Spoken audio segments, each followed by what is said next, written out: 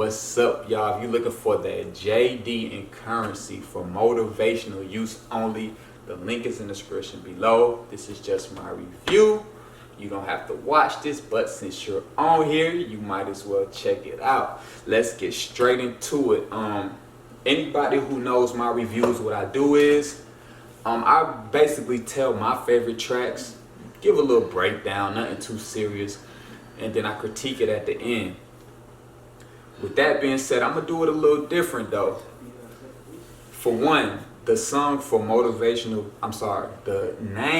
motivational use only is dope. For one, I like that a lot. I really like how JD and Currency promoted this album, especially on their Instagram. Maybe was it like a year ago? How they would be in the studio working on beats, you'll see them vibing, but they give you clips. And they give you clips of the best parts of the song. You're like, man, what? That's it. When is it dropping? I remember Tip came to the studio one time. It's like, JD, for you, what you want, a 16, 18, 14? He's like, well, let me go do it. He just went in there and did it. Like, that's dope. Like, Tip going to the studio, he's like, man, I don't even smoke, but I'm going to smoke today. And he, you know, like, just seeing them two in the studio was crazy. And to finally get a project is dope. It's real dope. On top of that, I think JD is a producer that slept on. With me being from Atlanta and seeing how they do him, like they don't really have his name on lists or talk about him like they should. All the careers he done made, you know, all the albums he done made, all the dope tracks, a lot of tracks people don't even know, still having #1 records on the radio recently, and every year having like a hit darn near. Like, so it's like he don't get the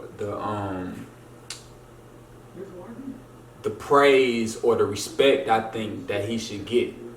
And I feel the same way with Currency. To be honest, he's never on any list. Nobody's ever talking about how consistent he is, the shows he sell out, the records he sell, the moves he made, his journey, how he was on No Limit. He was like, he's been everywhere, like, and he's figured it out. So with them two together, kind of like an underdog story. Even though they big dogs, people treat them like underdogs a little bit. And I feel like them getting together, it could really shift some things. You did what I'm saying? So let's get straight into it. This project has 7 songs. When I saw it, I was like, damn, that's it. Like, they've been in the studio about 4 months. That's all they got. But if you look close, it says Volume 1. I think that's because these fools could have probably 30, 40 tracks. Ain't no telling.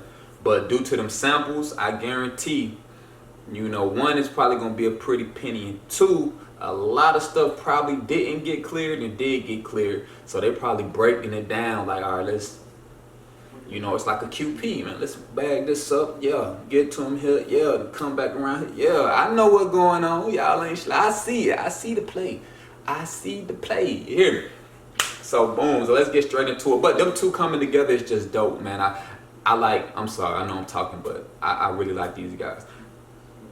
I like when like Hit Boy and Nas. I like that. I wish more producers would do that. Like an artist get with a producer and they produce the project, and it's gonna sound more whole, more like it's gonna be fuller. You know what I'm saying? It's gonna like it's just gonna fit instead of like going to the producer getting beat and then you trying to come up with a scheme for an album. One producer, y'all can make some stuff happen. You dig what I'm saying? That's how I feel. So let's get straight into it. Like I said, this project had 7 songs. It had a couple features. I think the only people it had was Tip and 2 Chainz. And on that song, it sounded like 2 Chainz was sampled on there. I don't know if he went on there and did that, but it sounded like it was sampled. But let's get straight into it. The tracks that stood out the most to me were So Jets, which was the first song. I see it had a star next to it. You know, most times that means it's the single or the song that get the most traffic, which I can see why. It's very hard. Very, very great way to start off the project. Beat crazy. Now, first of all, if I don't want to seem like I'm running through this, but you know Currency, you know Spitter, you know what he does. He does his thing. If I didn't like a song, it's probably because of the beat, and I probably did not like it. I thought it was cool, but these just the ones that stand out to me. But Spitter always does his thing. As a matter of fact, he's one of the ones that never really have a bad verse. You dig what I'm saying? So if I run through it, just know Spitter did his thing. If I didn't like it, it's just probably I didn't like how the beat sound or something. But, you know. So let's get straight into it. The next track is Never Enough. Crazy production, JD boy, you boy. So this is crazy. The production is real crazy, and JD gave you some bars. Like I think he was like, man, this track too hard, Spitter, man. Let me go first too. You know what I'm saying?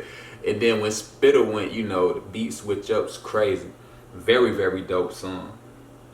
Which leads up to the next track, my favorite track on the album.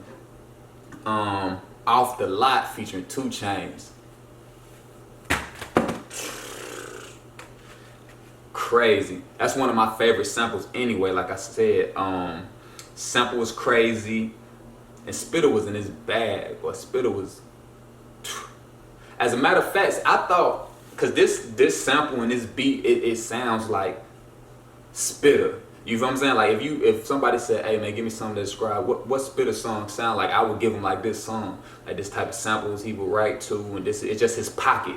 That's better. That's more of his pocket. I thought the album was gonna sound more on this, but I like the different elements and how it go. But anyway, Spitter went crazy. Like I said, one of my favorite samples, and they got Chainz on there, Tony, and you know he did his thing like he usually do, man. If you got a track and you want to feature with somebody ain't gonna fail, give it to Chainz. He gonna get you right every time. Trust me.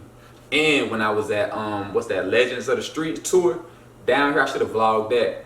Chainz came out and he shut it down. Like besides Jeezy, Chainz had the floor shaking. Like the seats was crazy. Performance is crazy. Shouts out to Chainz, man. Next is Never Fall Off featuring T.I. Hey Tip, let me holler at you. Hey man, come here, Tip. Tip, what you got going on, man? Why you rapping like that, bro? Huh? What's on your heart, man? Who did it? Was it Boosie Boo? Huh? Boy. You know my album dropping now. Don't make me free. Tip, you think you rap better than me, bro? What's wrong with you, bro? You need a hug or something? Why you rapping like that? Hey, Tip went crazy, boy. I almost called that 1-800-TIPS number. You better stop rapping that way. Boy. Hey, Tip cold, bro. I don't care what nobody say. Tip is cold. Tip went off. Tip went off. Like I said, Spitter did his thing. You know, Spitter gonna always kill it. But Tip did his thing. Another great song. So there you have it. For me, those are the ones that stand out the most for me. It's 7 tracks. Like I said, if one of them songs wasn't my favorite, it's probably I thought the beat was cool or something like that. But the rapping wasn't the problem. On neither side, they both handled their business. And it's a great project, great effort of both of them to create a project. No, I didn't like every song, but it's very, very solid. Like I said, I love it because I'm a fan of both of them. Like I said, a few years ago, one of the concerts I went to was Currency's concert, and I'm gonna have the footage either. I'm sorry about that. I'm gonna have the footage either in the link or I'm gonna post it up here. You can see how long I've been rocking with Spitter, man, from the long lines wrapped around the corner to him performing some of them classics. So with that being said, let me know what's your favorite song on there. I could tell they're gonna have more to come. Volume 2, Volume 3, Volume 4. And like I said, let me know what's your favorite song on there. What would you rate it 1 to 10? And let me know what y'all want me to review next. As a matter of fact, Currency has a concert when? It's sometime, I want to say this month or next month down here in Atlanta. I looked at the tickets, they were like $55. I should have copped one. But, hey, Spitter, man, JD, man, slide me one, man. You know, I showed you love on here, man. Show me some love or something. With that being said, y'all comment, subscribe. Appreciate y'all watching. I'm glad to see 2 juggernauts come together. I want to see more producer, rapper projects like that. And, yeah, man, y'all keep watching. We've been in it for a minute now.